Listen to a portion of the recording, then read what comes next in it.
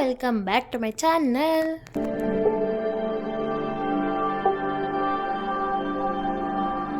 ಬೆಳಗ್ಗೆ ಬೇಗ ಎದ್ದು ಬಾಗಿಲು ನೀರೆಲ್ಲ ಹಾಕಿ ಹಾಗೆ ದೋಸೆ ಇಡ್ಲಿ ಹಿಟ್ಟನ್ನ ಬ್ಯಾಟರ್ ಎಲ್ಲ ರೆಡಿ ಮಾಡಿಕೊಂಡು ಇಡ್ಲಿ ಎಲ್ಲ ಒಂದು ಡಬ್ಬೆ ಆಗಲೇ ಹಾಕಿದೆ, ಇನ್ನೊಂದು ಡಬ್ಬೆಗೆ ಹಿಕ್ಕಿದೆ.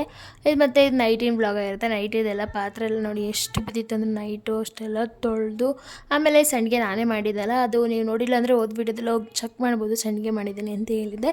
ಅದನ್ನ ಈ ಸತಿ ಎಣ್ಣೆಗೆ ಹಾಕೊಂಡು ಕರ್ಕೊಂಡು ತಿನ್ನೋಕ್ಕೆ ಅಂತ ನೈಟ್ ಕರ್ಕೊಂಡಿದ್ದೆ. ಮತ್ತು ಇದು ಬೆಳಗ್ಗೆ ಬ್ಲಾಗ್ ಕಂಟಿನ್ಯೂ ಆಗ್ತಿದೆ. ಅಂದರೆ ನಾನು ಚಟ್ನಿ ಮಾಡಿದ್ನಲ್ಲ ಅದನ್ನು ರೆಸಿಪಿ ತೋರಿಸೋಣ ಅಂದ್ಬಿಟ್ಟು ಈ ವಿಡಿಯೋದಲ್ಲಿ ತೋರಿಸ್ತಾ ಇದ್ದೀನಿ. ಫಸ್ಟ್ ಒಂದು ಪ್ಯಾನ್ ಇಟ್ಕೊಂಡು ಅದಕ್ಕೆ ಸ್ವಲ್ಪ ಆಯಿಲ್ ಹಾಕ್ಕೊತಾ ಇದ್ದೀನಿ.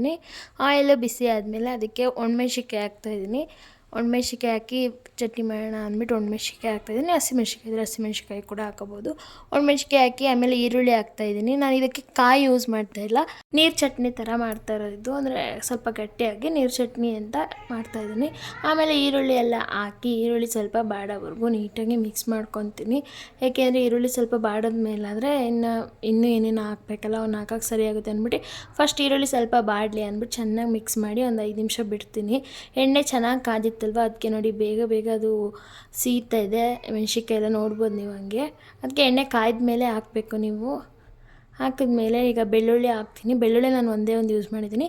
ಒಂದು ಸ್ವಲ್ಪ ಶುಂಠಿ ಹಾಕ್ತಾಯಿದ್ದೀನಿ. ಶುಂಠಿ ಹಾಕಿ ಚೆನ್ನಾಗಿ ಮಿಕ್ಸ್ ಮಾಡ್ತೀನಿ. ಮಿಕ್ಸ್ ಮಾಡಿ ಅದು ಸ್ವಲ್ಪ ಫ್ರೈ ಆಗಲಿ. ಫ್ರೈ ಆಗೋವರೆಗೂ ತಿರುಗಿಸ್ತಾ ಇದ್ದೀನಿ. ನೋಡ್ಬೋದು ನೀವು ಹೇಗೆ ಅದು ಬೇಯ್ತಾ ಇದೆ ಅಂತ. ನಾನು ಇದನ್ನ ಈಗ ಬೇಗ ಆಗುತ್ತೆ ಅಂತ ಮಾಡ್ತಾಯಿದ್ದೆ, ಬೇಗ ಹೋಗ್ತಾರೆ ಡ್ಯೂಟಿಗೆ ಅಂತ. ಬಟ್ ಅವ್ರು ಹೇಳಿದ್ರು ಲೇಟಾಗಿ ಹೋಗ್ತೀನಿ ಇವತ್ತು ಅಂತ ಹೇಳಿದ್ರು.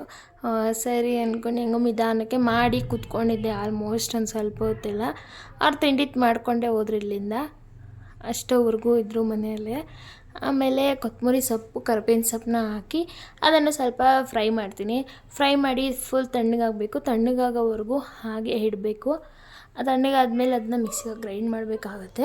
ಅದಕ್ಕೆ ನಾನು ಫಸ್ಟ್ ಅದನ್ನೆಲ್ಲ ಫ್ರೈ ಮಾಡಬೇಡ ಅಂತ ಎಲ್ಲ ನೀಟಾಗಿ ಫ್ರೈ ಮಾಡಿಕೊಂಡು ಈರುಳ್ಳಿ ನೋಡಿ ಅಷ್ಟು ಇದಾದರೆ ಸಾಕು, ಬಾಡಿದರೆ ಅಷ್ಟು ಬಾಡಾದಮೇಲೆ ಫ್ಲೇಮ್ನ ಆಫ್ ಮಾಡ್ಕೊಳ್ಳಿ. ಆಫ್ ಮಾಡಿಕೊಂಡು ನೆಕ್ಸ್ಟ್ಗೆ ಮಿಕ್ಸಿ ಜಾರ್ಗೆ ಹಾಕ್ಕೋಬೇಕು. ನಾನು ಮಿಕ್ಸಿ ಜಾರ್ಗೆ ಹಾಕೋಣ ಅಂತ ಫ್ಲೇಮ್ ಆಫ್ ಮಾಡೋಣ ಅಂತ ನೋಡ್ತಿದ್ರೆ ಇಲ್ಲಿ ನೋಡಿ ಇವ್ರು ಸಂಡಿಗೆ ರಾತ್ರಿ ಹಾಕಿ ಇಕ್ಕಿದ್ನಲ್ಲ ಅದನ್ನು ಬಂದು ಈಗ ತಿಂತ ನಿಂತಿದ್ರು. ನಾನು ಅದನ್ನೇ ರೇಗಿಸ್ಕೊಂಡಿದ್ದೆ, ನೋಡಿ ಹಿಂಗೆ ಹಾಕ್ತೀನಿ ಅಂತ ವೀಡಿಯೋಗೆ. ಆಮೇಲೆ ಇದೆಲ್ಲ ರೆಡಿ ಆದಮೇಲೆ ನೆಕ್ಸ್ಟ್ ಮಿಕ್ಸಿ ಜಾರ್ಗೆ ಎಲ್ಲ ಟ್ರಾನ್ಸ್ಫರ್ ಮಾಡಿಕೊಂಡೆ. ಆಮೇಲೆ ಅದಕ್ಕೆ ಹುಣಸೆಹಣ್ಣು ಹಾಕ್ತೆ. ಒಂದು ಸ್ವಲ್ಪ ಜೀರಿಗೆ ಇದ್ದರೆ ಜೀರಿಗೆ ಹಾಕ್ಕೋಬೋದು, ಇಲ್ಲಾಂದರೆ ಜೀರಿಗೆ ಪುಡಿ ಇದ್ದರೆ ಜೀರಿಗೆ ಪುಡಿ ಏನಾದರೂ ಹಾಕ್ಕೊಬೋದು. ಆಮೇಲೆ ಇದಕ್ಕೆ ಕಡಲೆ ಹಾಕ್ತೀನಿ. ಕಡಲೆ ಸ್ವಲ್ಪ ಜಾಸ್ತಿನೇ ಹಾಕ್ಕೊತೀನಿ, ಯಾಕೆಂದರೆ ಕಾಯಿ ಹಾಕ್ತಾಯಿಲ್ಲ, ಅದಕ್ಕೋಸ್ಕರ ಕಡಲೆಯಲ್ಲೇ ಮಾಡೋಣ ಅಂದ್ಬಿಟ್ಟು ಹಾಕ್ತಾಯಿದ್ದೀನಿ. ಆಮೇಲೆ ನೀರು ಹಾಕ್ಕೊಂಡು ಎಷ್ಟು ನೀರು ಬೇಕು ಅಷ್ಟು ನೀರು ಹಾಕ್ಕೊಂಡು ಆಡಿಸ್ಕೊಂಡು ಅದಕ್ಕೆ ನೀವೀಗ ಸಾಲ್ಟ್ ಹಾಕೋಬೋದು.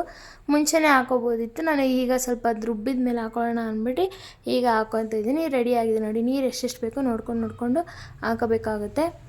ಮಿಕ್ಸ್ ಮಾಡ್ಕೊಂಡು ಕೆಳಗಡೆಯಿಂದ ಏನೇನು ಅದು ಫುಲ್ ನುಣ್ಣಗಾದರೆ ಟೇಸ್ಟಿಂಗ್ ಬರುತ್ತೆ ಅಂದ್ಬಿಟ್ಟು ನಾನು ಫುಲ್ ನುಣ್ಣಗೆ ಆಡಿಸ್ತಾ ಇದ್ದೀನಿ. ನೆಕ್ಸ್ಟ್ ಇದಕ್ಕೆ ಒಗ್ಗರಣೆ ಹಾಕಬೇಕು. ಒಗ್ಗರಣೆಗೆ ಫಸ್ಟ್ ಪ್ಯಾನ್ ಇಟ್ಕೊಂಡು ಅದೇ ಪ್ಯಾನ್ ಇಟ್ಕೊತೀನಿ ನಾನು. ಅದೇ ಪ್ಯಾನ್ ಇಟ್ಕೊಂಡು ಅದಕ್ಕೆ ಎಣ್ಣೆ ಬಿಟ್ಟು ಸಾಸಿವೆ ಹಾಕ್ತೀನಿ. ಸಾಸಿವೆ ಹಾಕಿ ಕಡಲೆಬೇಳೆ, ಉದ್ದಿನಬೇಳೆ, ಕರ್ಬೇವಿನ ಸೊಪ್ಪು ಹಾಕ್ತೀನಿ.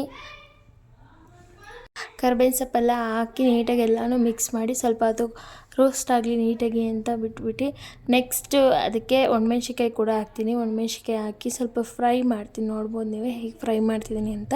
ಹಾಗೆ ಸ್ವಲ್ಪ ಫ್ರೈ ಮಾಡಿ ನಾನು ಮುಂಚೆ ಮಾಡಿದ್ದೆಲ್ಲ ಅದೇ ಪ್ಯಾನ್ನಲ್ಲೇ ಮಾಡ್ತಾ ಇರೋದು. ಆಮೇಲೆ ಈಗ ಈ ಥರ ರೆಡಿ ಮಾಡಿಟ್ಕೊಂಡಿರ್ತೀರ ಚಟ್ನಿ ಅದಕ್ಕೆ ಹಾಕಿ ಮಿಕ್ಸ್ ಮಾಡಿದ್ರೆ ರೆಡಿ ಆಗುತ್ತೆ ಚಟ್ನಿ. ಈಗ ಅವರು ತಿಂಡಿ ಎಲ್ಲ ಮಾಡಿಕೊಂಡು ಹೊರಡ್ತಾ ಇದ್ದಾರೆ.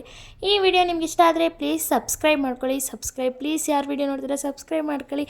ಹಾಗೆ ಹೇಗೆ ಅನ್ನಿಸ್ತು ಅಂತ ಕಮೆಂಟ್ ಸೆಕ್ಷನ್ ಕಮೆಂಟ್ ಮಾಡೋದನ್ನ ಮರಿಬೇಡಿ. ಹಾಗೆ ವಿಡಿಯೋ ಶೇರ್ ಮಾಡಿ. ನೆಕ್ಸ್ಟ್ ಯಾವ್ದಾದ್ರು ರೆಸಿಪಿ ಬೇಕಂದರೆ ಕಾಮೆಂಟ್ ಮಾಡಿ. ಬಾಯ್. Thank you all.